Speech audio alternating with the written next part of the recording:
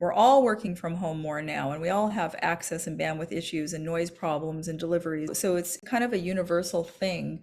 But what do you guys think? What's shifted during the pandemic for you? Honestly, I'd say the needle really hasn't budged much. There's definitely been improvements, but as there's been more opportunities, there's also been more problems that have come up that weren't necessarily there before. And accessibility is coming to the forefront more quickly. So it's being looked at more. I think there's a bigger push for it, but I think it's completely improved. Opportunity to access technology is at such a high level of burden for people with disabilities. So when you're talking about diversity, equity, and inclusion, people who are blind, people who have a minority background, and people who come from a lower socioeconomic status, it's a lot more challenging for them to purchase expensive technology products. One of the things that was happening in Arizona was the website to schedule a COVID vaccination was completely inaccessible for months. A lot of medical and healthcare related technology falls behind, especially people who are blind. Their ability to access that medical information or medical technology seems to lag behind the general public.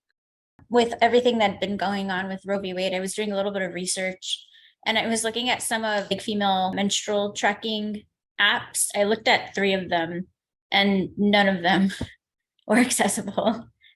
As of 2021, the FDA finally approved the first apps that will be able to control insulin pumps. I actually just got one. It actually loops in with a little Dexcom CGM device. And now I have about 85% accessible. I know there's a lot of different website initiatives for accessibility, but where do we stand with this level of must have versus nice to have? I've been more of these quote unquote accessible overlays that websites are putting on them now, where you go onto it and they'll have a button at the top of the page that says, click here if you use a screen reader. But a lot of times it doesn't really do anything. I think there's a large myth that actually a lot of government websites and healthcare websites, they're supposed to be accessible, but a lot of times they're not. Accessibility is treated more as a troubleshooting issue. They release it, and if there's a problem, then you bring it up. Then maybe somebody will fix it. I remember seeing a headline a little while back talking about how federal websites and technology are supposed to be checked, I think, every 10 years, or it hasn't been done in 10 years to see if they're even 508 compliant, and none of those reports are getting done.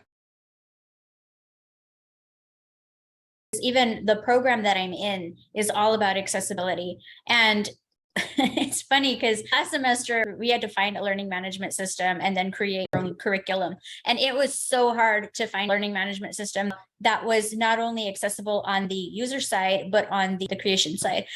We've had to just fight with this university for a couple of semesters just to get some of this stuff looked at. And now they're just telling us, oh, you can just email it to the professor. And now it's sort of fixed in that there's a way for us to get our work in. But the real problem is that it's not accessible and that we're not having the option to kind of participate in class like everyone else is, And so it's interesting to me that this, program that's focused on assistive tech is not even fully accessible. Are there any other companies or products that you feel just get it? I think compared to all the other video conferencing platforms, Zoom has been a very pleasant surprise. They seem to have built accessibility from the beginning. When we did have to do a work from home, the other video conferencing platforms had accessibility issues, but Zoom was pretty accessible from the beginning, which was shocking. I don't know if y'all use Teams at all. It's usable again, but it's not fully accessible. So yeah, I can do what I need to do, but I can't necessarily do things outside of that with ease.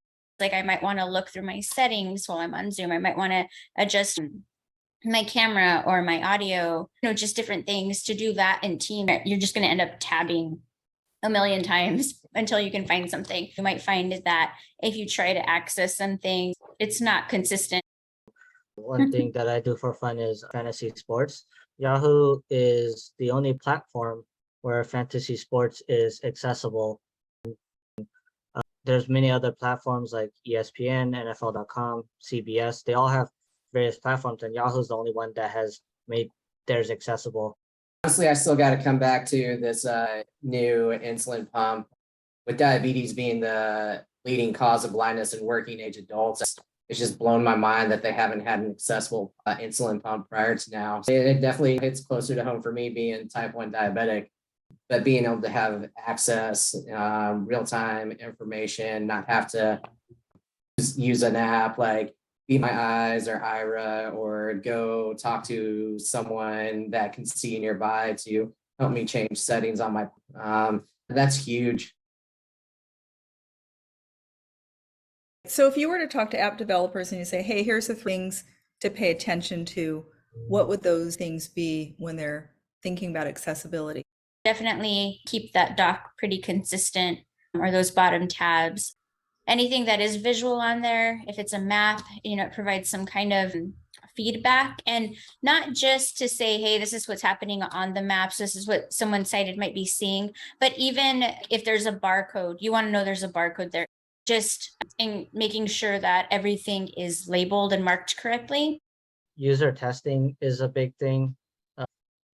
Website developers might use automated accessibility tools, but the automated tools capture one snapshot.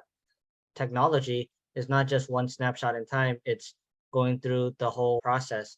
That's one thing that the automated accessibility tools don't capture.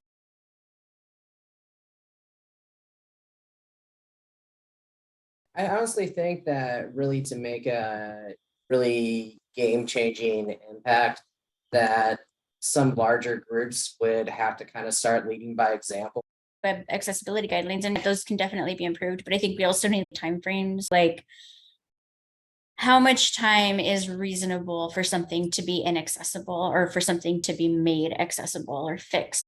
So right now, there are no timeframes that are attached to these guidelines if they fail. Not that I know of. People who develop the websites don't really work with people who need the accessibility from a consumer perspective. I don't think that voice is really being heard from the consumer side. It's really great to chat, and we will continue. And the thing about accountability, that is the goal. And with that, I will talk to you guys soon, and thank you again. Thank you. Yeah. And thanks for your push for accessibility. Absolutely. Okay, take care. Talk soon.